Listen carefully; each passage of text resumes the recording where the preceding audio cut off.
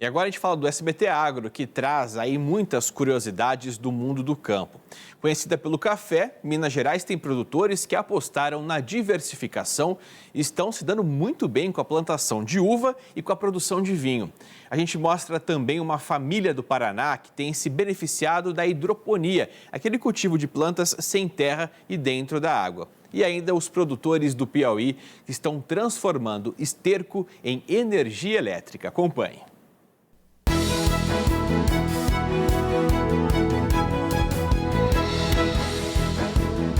Bom dia, Marcelo. Bom dia a todos que nos acompanham. Começa agora o SBT Agro. Vamos saber então as notícias do setor que move a economia do nosso país.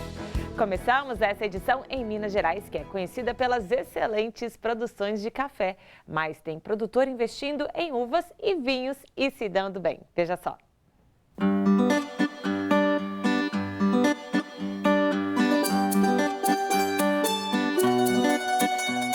O vinho tinto seco, produzido na estância Jacarandá, em Três Pontas, no sul de Minas, é uma homenagem aos descendentes italianos.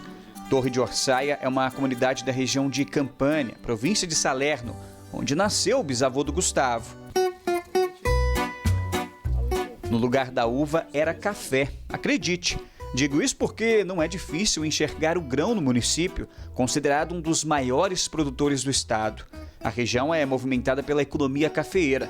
Só que na propriedade do Gustavo, a área de 4 hectares mal dava para pagar os custos. Era preciso pensar uma alternativa viável. Já havia uma lavoura de café, eu até aumentei um pouco. O café que eu tinha aqui não estava me dando um retorno que eu desejava. Muito trabalho e pouca renda. Daí, em 2017, com a seca severa, o produtor decidiu que era hora de arrancar os pés. Um vizinho começou a investir em uva Syrah para a fabricação de vinhos finos de inverno. A fruta se adaptou bem ao clima e manejo da poda invertida. A gente faz uma poda, a dupla poda.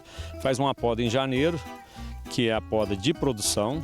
Essas uvas vão formar os cachos e a gente vai colher entre junho e julho, até chegar num teor de açúcar ideal. O ideal é colher no inverno mesmo, que a gente não tem doença alguma. 1 hectare pode render até 2 toneladas por ano. A bebida é envasada em caldas, por enquanto. Logo, a fabricação vai ser própria. A colheita das uvas Syrah acontece quando o Brix, ou seja, o teor de açúcar, está em torno de 23%.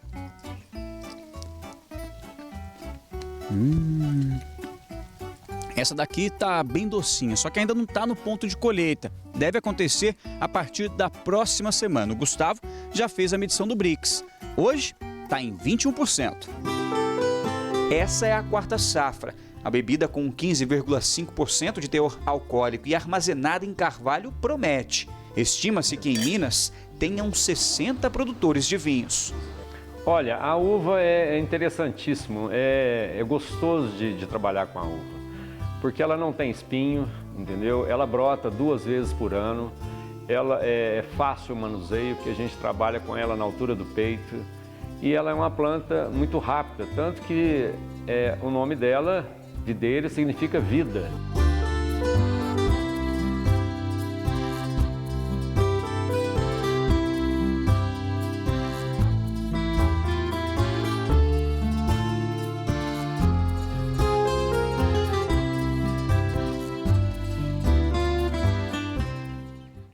Investiu em diversificação e se deu bem. E olha, teve início essa semana o período de plantio de soja em 7 municípios da região sul de Rondônia, após o fim do vazio sanitário. Vamos saber mais detalhes com a Lena Mendonça. O produtor que for trabalhar com a cultura da soja no estado de Rondônia tem até o dia 15 de dezembro para cadastrar a área cultivada na Agência de Defesa Sanitária Agrosilvo Pastoril de Rondônia, Aidaron. O processo de cadastro pode ser feito pela internet. De acordo com a agência, o plantio da soja pode ser feito na região 1, que compreende os municípios de Cabixi, Cerejeiras, Chupinguaia, Colorado do Oeste, Corumbiara, Pimenteiras do Oeste e Vilhena. Já nos demais municípios de Rondônia, que integram a região 2, A semeadura deve ser realizada de 16 de setembro até o dia 24 de dezembro. Já na última safra, foram cultivados em Rondônia mais de 540 mil hectares de soja, com destaque para os municípios de Pimenteiras do Oeste, Corumbiara, Chupinguaia, Vilhena e a capital do estado de Rondônia, Porto Velho. E olha, os produtores de leite estão passando por momentos difíceis e muitos já até deixaram a atividade porque não conseguiram arcar com os prejuízos.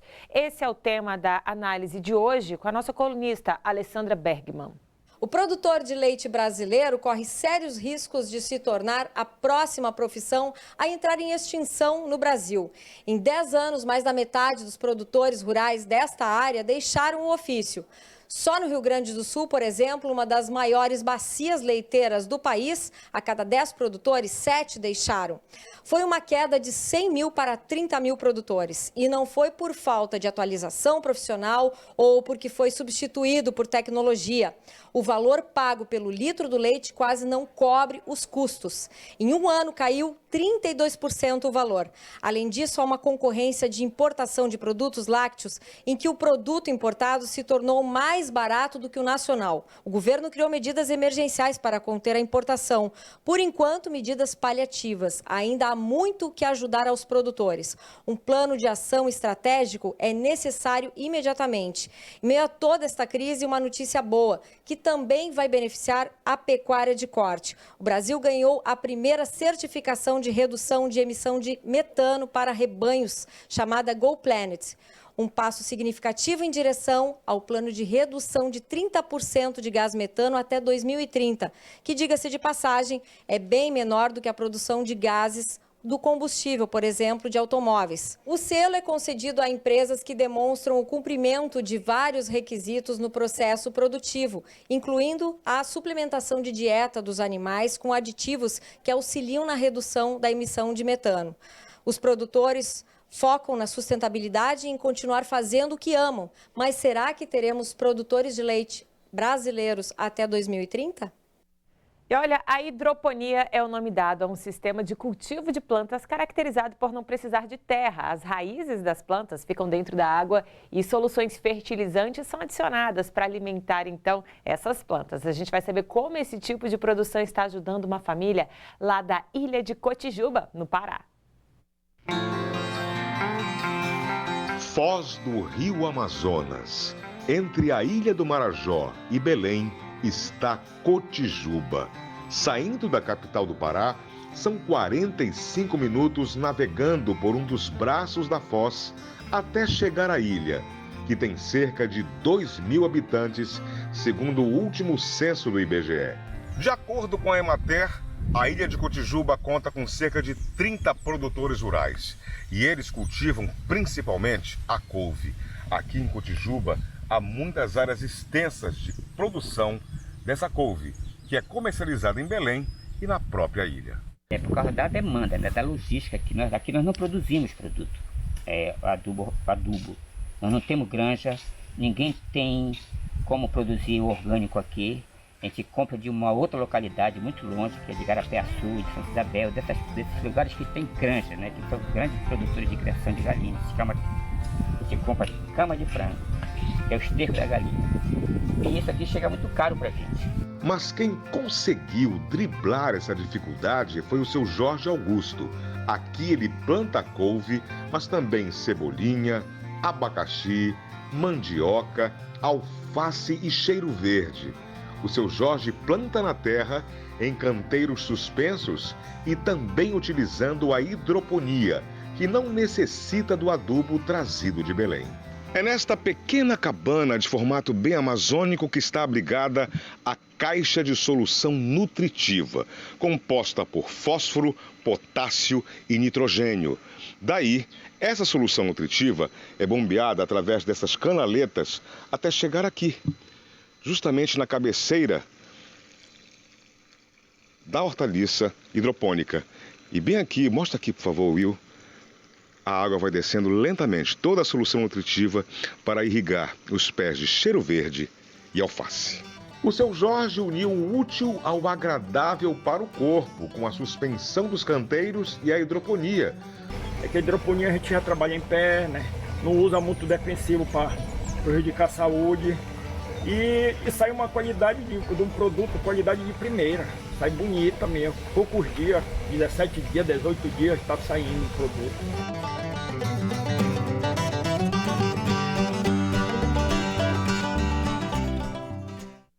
E essa semana comemoramos o dia de uma bebida tipicamente brasileira, a cachaça, que é um patrimônio cultural do Brasil e tem uma história que remonta ao período colonial.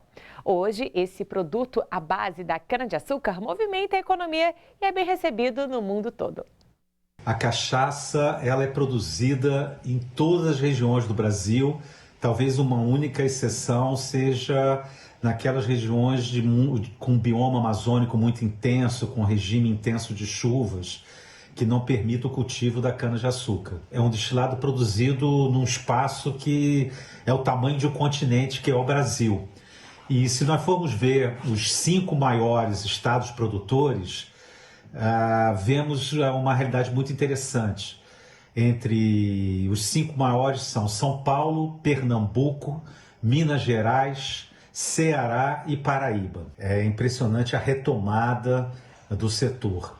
Uma indicação dessa situação está no Anuário da Cachaça, que é publicado pelo Ministério da Agricultura, pelo MAPA, e lá aparece um crescimento em um ano de 40% de registros de produto, o que é extraordinário, mostrando que, por esse Brasil todo afora, a cadeia produtiva da cachaça está criando novos produtos e, com isso, o dinamismo vai para os outros segmentos, segmentos da gastronomia, do turismo. Se olharmos 2019, compararmos 2021 com 2019, portanto, antes da pandemia, o crescimento é muito expressivo do número de registros de produtos. Está em torno de 67%. Realmente ilustra muito bem esse dinamismo da cachaça. Muito bem, agora vamos entender como produtores do Piauí estão utilizando um biodigestor para transformar esterco em energia elétrica. A Embrapa preserva raças e desenvolve tecnologias para caprinos e ovinos. A empresa mantém em Teresina um centro de criação, manejo e estudos. E um dos focos é o controle da verminose, problema que dificulta a criação dos animais em regime de pastagem. A pesquisadora Tânia Leal estuda os efeitos dos vermes no manejo de caprinos e ovinos. Verminose é um dos principais problemas na caprino-ovinocultura. É causa de mortalidade de grande número de animais quando não é dada a devida atenção. A pesquisadora chama atenção para a qualidade do esterco na adubação do pasto como prática de controle e prevenção da verminose no rebanho. Passando pelo biodigestor, essas lavas são inativadas. 24 horas depois, a mistura água e esterco é transferida para o reator, que é a parte interna do biodigestor. É exatamente nesta área que o metano é produzido. E essa atividade é conduzida de forma experimental aqui na Embrapa Meio Norte, em Teresina, e acompanhada até mesmo pelo chefe-geral da instituição, o Anísio Lima Neto. A produção de metano, qual a vantagem para quem mora no campo, para quem tem uma propriedade e para o meio ambiente? Elivaldo, como foi dito pela doutora Tânia, isso aqui é mais uma ferramenta de controle e da sanidade do rebanho, porque você passa a utilizar as fezes para a produção de energia. Como você falou, a caixa de descarga, depois ele vem para um reator, tem um tempo de produção do gás e sai o biofertilizante e o gás. E isso é uma ferramenta aplicada à agricultura familiar, é uma tecnologia que ela não é uma tecnologia nova, mas o seu uso no nosso Nordeste é inovador. E o biodigestor compacto pode gerar energia para uso doméstico e até no aquecimento de pocilgas e aviários. Este fogão é tocado com gás gerado do biodigestor. Esse biodigestor tem a capacidade de produção de 2 metros cúbicos de gás metano por dia. Isso equivale a 60 metros cúbicos de metano por mês, que transformando isso em gás, ao GLP, que é o nosso gás de cozinha, equivale a 3 botijões de GLP por mês. E você transforma uma energia, o gás em energia elétrica ou em energia química. Então isso aí mostra o quão rico é essa tecnologia e que está disponível para a agricultura familiar do estado do Piauí.